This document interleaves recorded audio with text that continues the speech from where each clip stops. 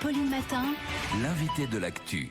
6h45 sur RMC et RMC Découverte. Bonjour Sylvie Amici. Bonjour. Vous êtes psychologue de l'éducation nationale, vous êtes rattachée à un lycée de d'Aulnay-sous-Bois. Vous accompagnez ces jeunes dans les questions qu'ils se posent sur leur avenir et sur leur orientation. Les terminales ont jusqu'à ce soir pour faire les choix dans Parcoursup.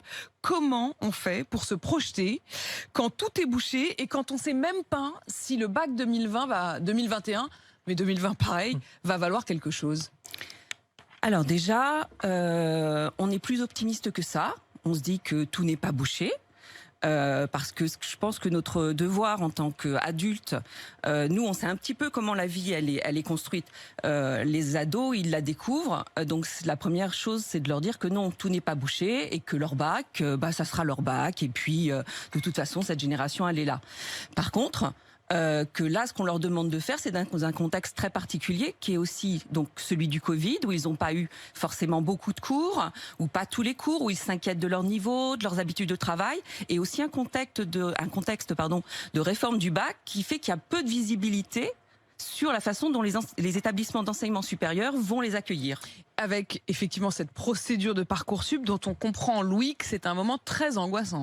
Exactement, c'est ce que vous nous expliquez tout à l'heure hors antenne. C'est très angoissant. D'abord parce que c'est très difficile et c'est très angoissant parce que le contexte est extrêmement pesant. 55% des élèves de terminale se disent stressés par cette période décisive. 69% d'entre eux estiment que la crise sanitaire est un frein pour leur orientation vers l'enseignement supérieur. Et plus globalement, 70% des lycéens considèrent que le Covid et ses conséquences ont plombé leurs résultats scolaires. En cause, bien sûr, il y a l'enseignement hybride, à moitié à distance, à moitié dans l'établissement, l'annulation des salons d'orientation ou des journées portes ouvertes de certaines universités ou grandes écoles, et puis les contacts avec les psychologues scolaires ou les conseillers d'orientation, qui sont un petit peu plus froids nécessairement, puisqu'à distance tout le temps. Et justement, Sylvie Amici, qu'est-ce qu'ils disent à la psychologue que vous êtes ? Alors, pour reprendre un petit peu ce que vous venez de dire, donc en fait, les conseillers d'orientation à l'éducation nationale, ce sont des psychologues. C'est nous, c'est les psychologues de l'éducation nationale. Et nous ne sommes pas à distance, nous sommes dans les établissements. Et les familles et les jeunes peuvent nous rencontrer dans les CIO. Alors par contre, on avait des accueils qui étaient plus nombreux, en tout venant, avec des groupes, des activités aussi. Et là, on ne peut travailler que sur rendez-vous avec un accueil limité. Mais pour vous donner une idée, donc je travaille donc en établissement scolaire, dans un lycée, mais les psychologues de l'éducation nationale, du second degré, travaillent aussi dans les centres d'information et d'orientation.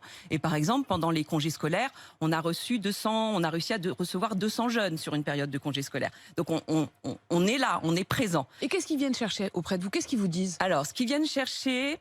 En fait, il faut savoir qu'actuellement, avec la multiplication de plateformes, de la plateforme Parcoursup, mais aussi de tout un tas de sites, d'associations, de divers, producteurs d'informations de toutes sortes, c'est plus sur une surcharge d'informations et d'essayer d'arriver à trouver... À faire le tri, à comprendre. Voilà, à comprendre ce qui relève de ce qu'ils cherchent et de un peu prendre de la distance par rapport à ce qui serait plus de l'influence ou des choses qui sont pas neutres dans les conseils qui leur sont apportés.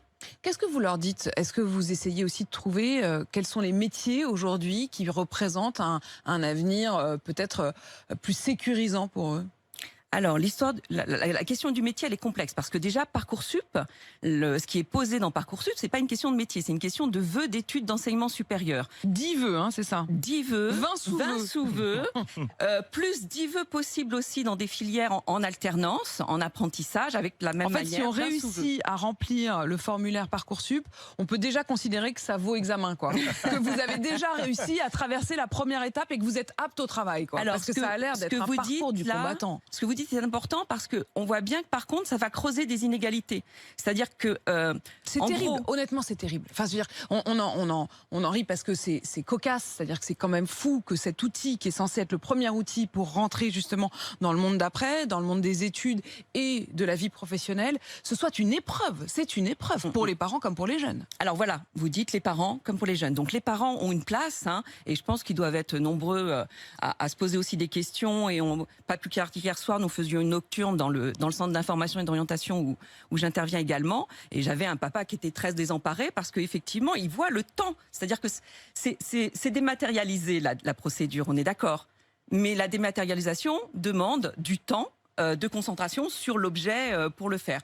Et en fait, il faut considérer que c'est plusieurs heures de travail quelque part et de réflexion. Or, on peut se dire que pour des enfants qui n'ont pas leurs parents ou des frères, des sœurs plus âgés qui les accompagnent, c'est effectivement énorme comme charge de... Comment dire ? C'est angoissant. Voilà. C'est énorme comme charge de travail parce que là, c'est les vœux, mais on est d'accord qu'il va y avoir jusqu'au 8 avril le fait de remplir les projets motivés, les activités, les intérêts, ma préférence. Il y a tout un tas de rubriques à remplir et à travailler. Comment vous les accompagnez dans ce moment-là ? Il y a une sorte de tutoriel, comment vous les rassurez ? Alors, les rassurer, c'est déjà resituer la temporalité et que tout n'est pas à faire en même temps. C'est prendre les choses en amont. On va y aller pas à pas. Voilà. Travailler en amont, parce que ça, là vous m'interrogez ce matin, mais les professeurs principaux ont eu un rôle aussi d'accompagnement. Le problème, c'est qu'avec le Covid et les cours en hybride ou en demi-période font qu'ils n'ont pas pu être autant présents auprès des jeunes, mais voilà, les enseignants sont aussi là, donc c'est tout un dispositif. Alors, les rassurer, je ne sais pas si je peux en même temps complètement les rassurer, parce que comme je le disais, par exemple pour les jeunes qui innovent, qui inaugure le nouveau bac général, l'enseignement supérieur, pour l'instant, on est dans l'inconnu de comment, quel profil ils vont accueillir selon les enseignements spécialisés. Parce qu'en fait, là, on nous parle de la première étape, qui est l'étape des vœux. Mais ensuite, comment est-ce que ces vœux vont être sélectionnés ? C'est évidemment une des inquiétudes. Je voudrais aussi qu'on puisse donner la parole à une maman. Samia, bonjour. Oui, bonjour. Bonjour, vous êtes à Évreuil-Malmaison. Vous vouliez appeler aussi à propos de votre fille.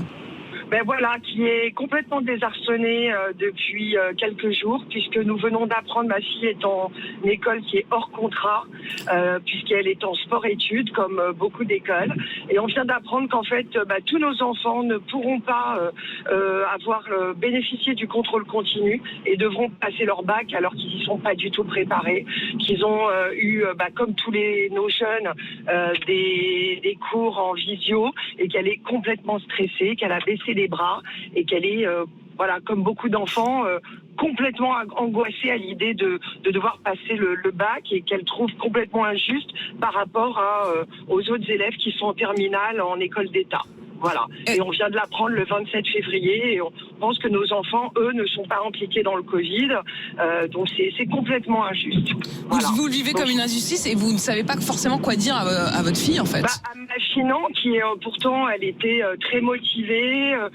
Ça se passait assez bien. Et là, d'un coup, comme toute l'école, ils ont peur d'aller travailler. Ma fille va à l'école en ayant mal au ventre, en me disant maman, c'est pas possible, j'y arriverai jamais, voilà. Donc, Sylvie Amici vous entend. Qu'est-ce que vous pouvez répondre à ça? Alors effectivement, c'est une circulaire qui est tombée tout juste pendant le 27. Oui, je crois que c'est le 27, comme dit Madame.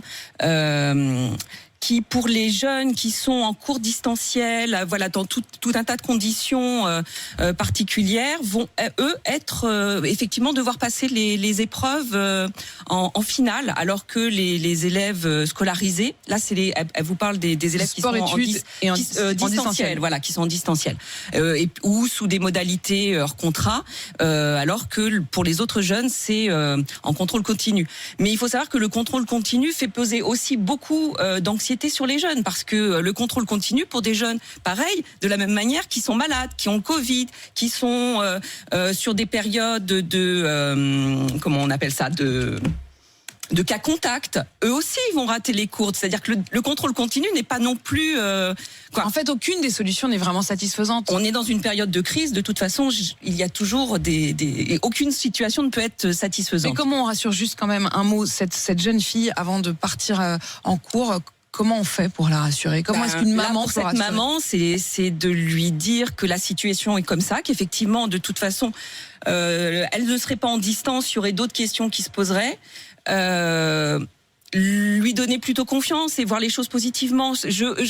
On est tous engagés en tant qu'adultes pour nos ados, et on n'a pas parlé des étudiants du supérieur qui demandent des réorientations, qui vont aussi être dans Parcoursup. Mais peut-être que vous allez en parler.